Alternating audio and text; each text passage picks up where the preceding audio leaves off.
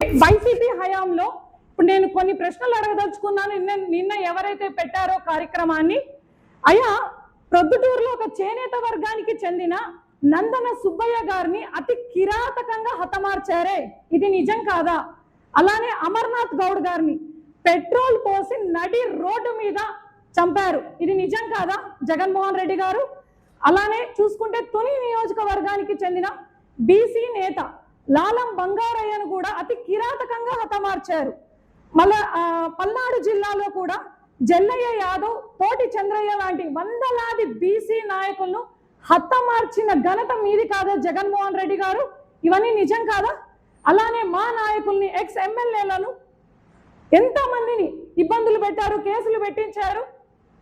అచ్చం నాయుడు గారిని అయితేనేంటి, కొల్లు రవీంద్ర గారిని అయితేనేంటి, మరి ముఖ్యంగా మహిళలను గౌతు శిరీష గారిని అయితేనేంటి, పంచమూర్తి అనురాధ గారిని అయితేనేంటి, ఇలా ప్రతి ఒక్కరిని కూడా ఎవరైతే బయటకు వచ్చి వాళ్ళ గళం ఇప్పుతారో వాళ్ళ మీద కేసులు బనాయించడం, వాళ్ళని ఇబ్బందులు పెట్టడం, ఇవన్నీ మీ హయాంలో బీసీలకు చేసిన అన్యాయం కాదా జగన్మోహన్ రెడ్డి గారు? మరి ముఖ్యంగా స్థానిక సంస్థల ఎన్నికల్లో 33% ఉన్న రిజర్వేషన్ ని కూడా మీ హయాంలో 22% కుచించినది మీరు కాదా? దీనివల్ల పరోక్షంగా 16,800 మందికి అధికారాన్ని కోల్పోయారు మా బీసీలు, ఇది నిజం కాదా జగన్మోహన్ రెడ్డి గారు?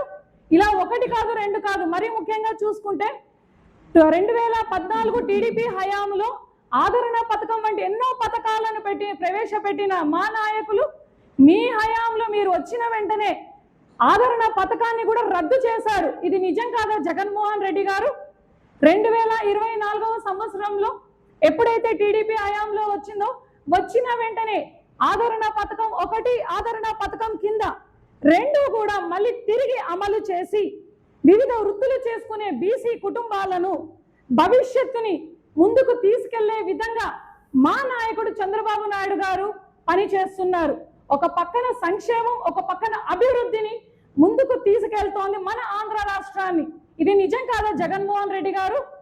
మీరు వైసీపీ హయాంలో గడిచిన 5 ఏళ్లలో పెన్షన్ ని 5 ఏళ్లలో 1000 రూపాయలు పెంచారు. కానీ మా నాయకుడు ఎలక్షన్స్ ముందర ఇచ్చిన మాట ప్రకారం ఎన్ని ఇబ్బందులు ఉన్న రాష్ట్రాన్ని మీరు ఒక పక్కన అప్పుల పాలు చేసి నట్టేట ముంచేసినా కూడా, అంత ఆర్థిక సంక్షోభంలో కూడా మా నాయకుడు 3,000 ఉన్న పెన్షన్ ని ఒక్కసారిగా 4,000 పెంచారు. వికలాంగుల పెన్షన్ ని 3,000 నుండి 6,000గా ఇలా ఇచ్చారు.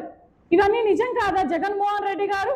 ఊరికే నోరు ఉంది కదా అని చెప్పి మీ కో బ్యాచ్, పేటిఎం బ్యాచ్ అంతా 5 రూపాయలకి 10 రూపాయలకి వచ్చే బ్యాచ్ ని ముందరికి తీసుకొచ్చి అనవసరంగా మా బీసీల మనోభావాలను దయచేసి దెబ్బతీయకండి.